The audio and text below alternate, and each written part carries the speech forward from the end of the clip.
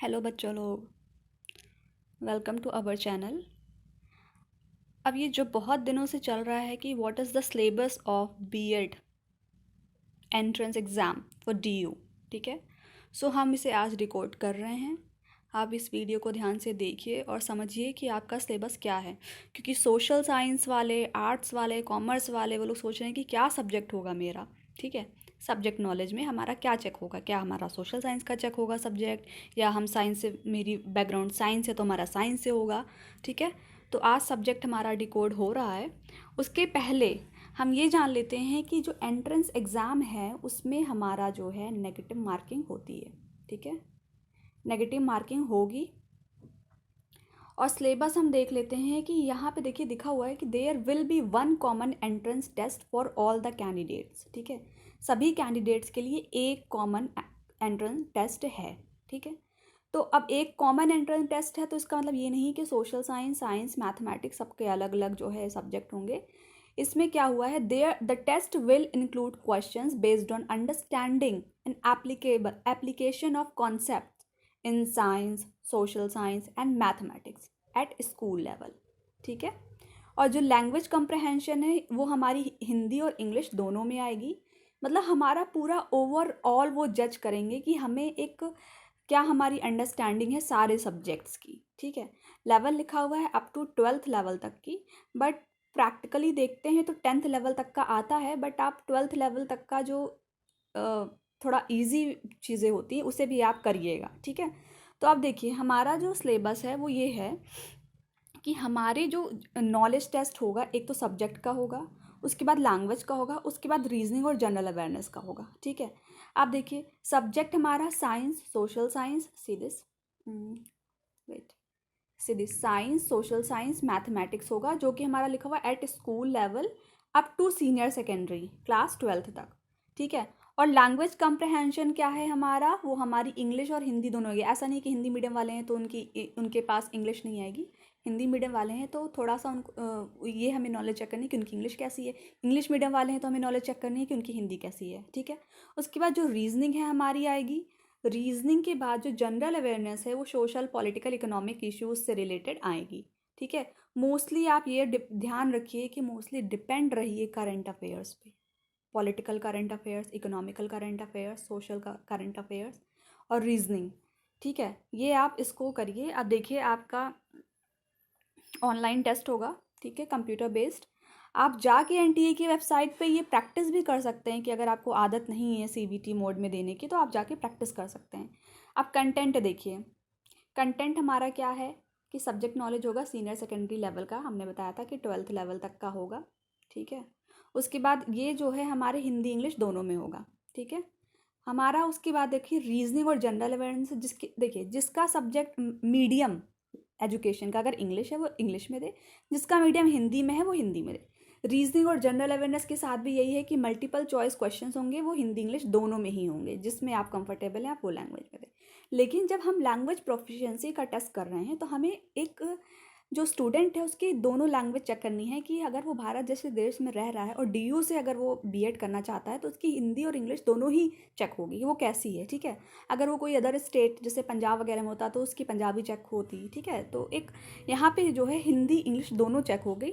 तो जो हमारा जो कंप्रहेंशन है वो हमारा दोनों में आएगा, हिंदी में भी आएगा और इंग्लिश में भी आएगा, ठीक है। तो ये हमारा सिलेबस है। सारे डाउट आई होप आप लोगों के क्लियर हो गए होंगे कि चाहे कोई साइंस बैकग्राउंड से जिसने बैचलर किया है, या आर्ट्स से किया है, या कॉमर्स से किया है, सबके लिए सब्जेक्ट जो है, जो सब्जेक्ट नॉलेज है उसमें सारी चीज़ें आएंगी, सोशल साइंस, साइंस। हाँ, अब एक चीज़ ये ध्यान रखिए कि जो क्वेश्चन है उसमें 100 क्वेश्चन होंगे, 100 मल्टीपल चॉइस क्वेश्चन होंगे, जो 4 मार्क्स ईच होंगे, ठीक है।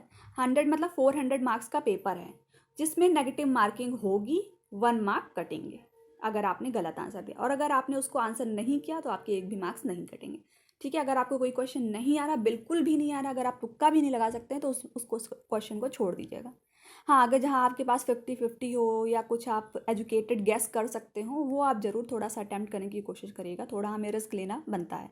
लेकिन जहाँ आपको बिल्कुल ना आ रहा हो वहाँ आप क्वेश्चन को बिल्कुल छोड़ दीजिएगा और उस पर टाइम वेस्ट भी मत करिएगा, क्योंकि टोटल टाइम आवर्स जो है वो आपका है 2 आवर्स। देख लीजिए टोटल टाइम आवर्स जो है आपका एग्ज़ाम का वो 2 आवर्स है। तो 2 आवर्स में आपको अगर 100 क्वेश्चन करने हैं, पहली बात तो कम्प्रहेंशन होगा, तो उसको जब आप रीड करेंगे उसमें भी थोड़ा टाइम जाएगा। तो जहाँ आपकी जैसे साइंस, मान लीजिए कोई आर्ट वाला बैकग्राउंड का है और उसके साइंस के क्वेश्चन नहीं आ रहे हैं, कुछ क्वेश्चन बिल्कुल ही नहीं आ रहे, समझ नहीं आए, तो वो स्किप करे, तुरंत वो नेक्स्ट पे आए, ठीक है। और वही चीज़ है कि अगर साइंस वाला है, कुछ आर्ट्स का नहीं आ रहा तो स्किप करे।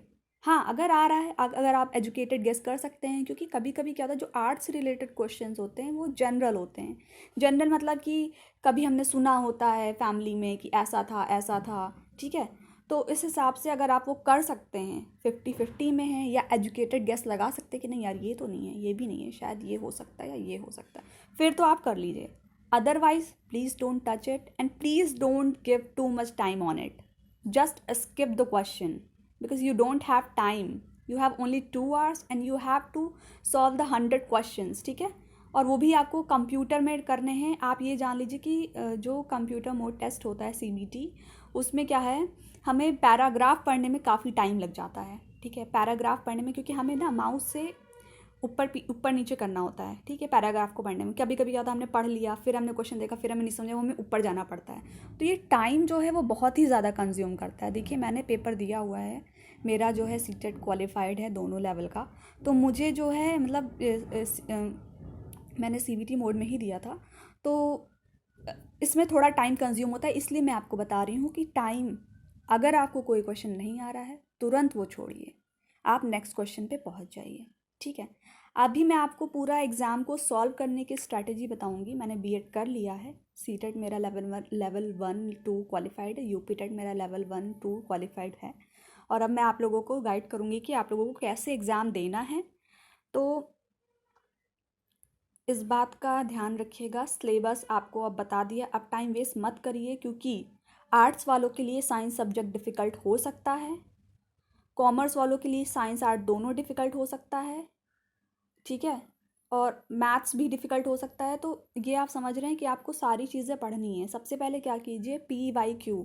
अगर PYQ आपके पास नहीं है तो मैं लास्ट 3 इयर्स के डिस्क्रिप्शन में दे दूँगी, आप कमेंट करके बता दीजिएगा। तो आप पहले PYQ सॉल्व करिए, फिर उसमें से समझिए कि क्या आपको हो जा रहा है, ठीक है। अगर कंप्रहेंशन आपके हो जा रहे हैं जल्दी से, आसानी से, तो आप कंप्रहेंशन पे फोकस ना करके पहले आप सब्जेक्ट पे फोकस करिए, ठीक है। रीजनिंग पे फोकस करिए। तो पहले आप PYQ को सॉल्व करिए और अपना स्ट्रॉन्ग पॉइंट जानिए और वीक पॉइंट जानिए। वीक पॉइंट में जैसे अगर कोई साइंस का एक टॉपिक है, आपको नहीं आ रहा है, तो ठीक है, फिर उसको यूट्यूब पे डालिए, सर्च करिए, और उसके बाद उससे रिलेटेड जो बेहतरीन वीडियो, मतलब आप देख लीजिए कि किसके व्यूज़ ज़्यादा हैं, ठीक है, या रेटिंग ज़्यादा है, तो उसकी वीडियो आप देखिए। उसके बाद अपना जो है, उस जो आपका वीक है उसको स्ट्रॉन्ग करिए। जो आपका ऑलरेडी स्ट्रॉन्ग है उसको बस थोड़ा सा प्रैक्टिस डेली करते जाइए।